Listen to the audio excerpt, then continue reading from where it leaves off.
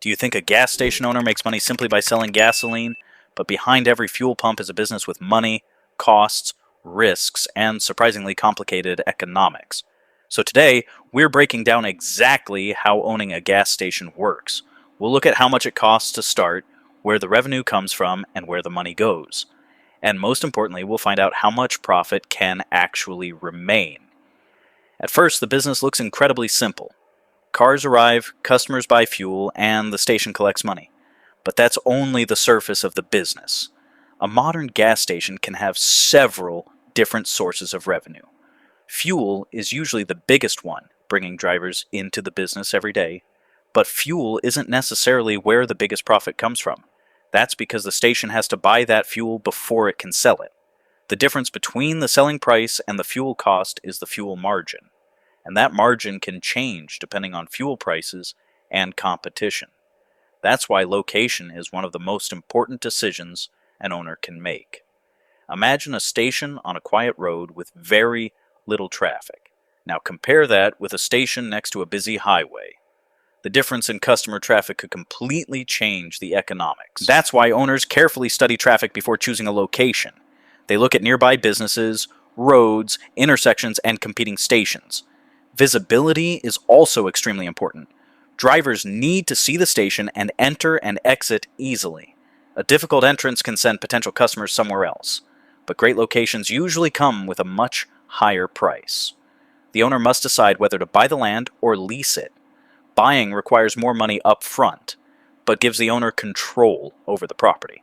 Leasing can reduce the initial investment, but creates an ongoing monthly expense. Once the property is secured, construction or renovation can begin. And building a gas station is much more complicated than it looks. You need fuel pumps, underground storage tanks, pipes, electrical systems, and safety equipment.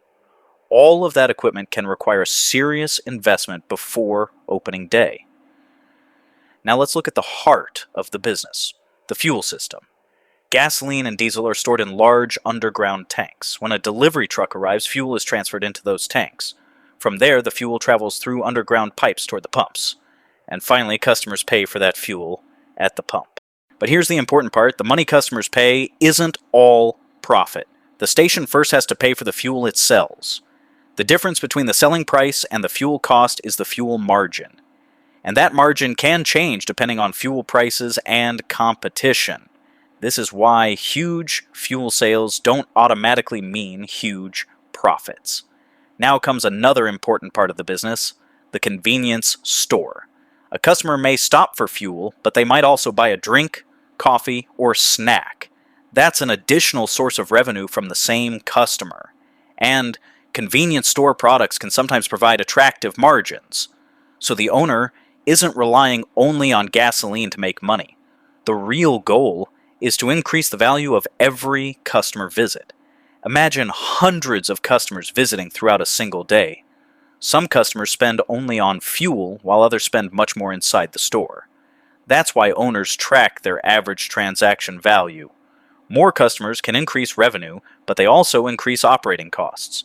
Employees are one of those major operating costs. Workers may handle customers, restock products, clean the station, and keep operations running smoothly. The owner has to balance good service with keeping labor costs under control. Electricity is another major expense for a gas station. Pumps, lights, refrigerators, air conditioning, and payment systems all consume power. Then there are maintenance and repair costs. A broken pump can mean fewer customers and lost sales.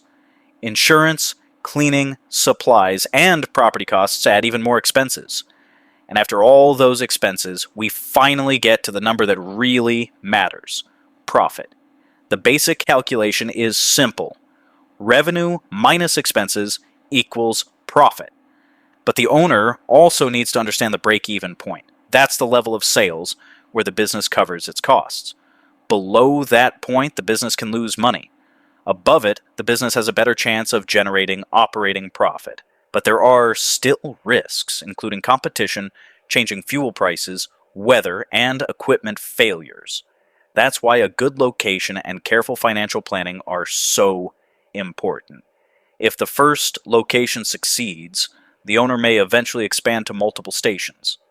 Multiple locations can create a much larger business, but they also require more capital and management.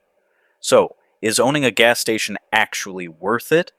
It can be, but only when the location, customer traffic, revenue, and expenses all make sense.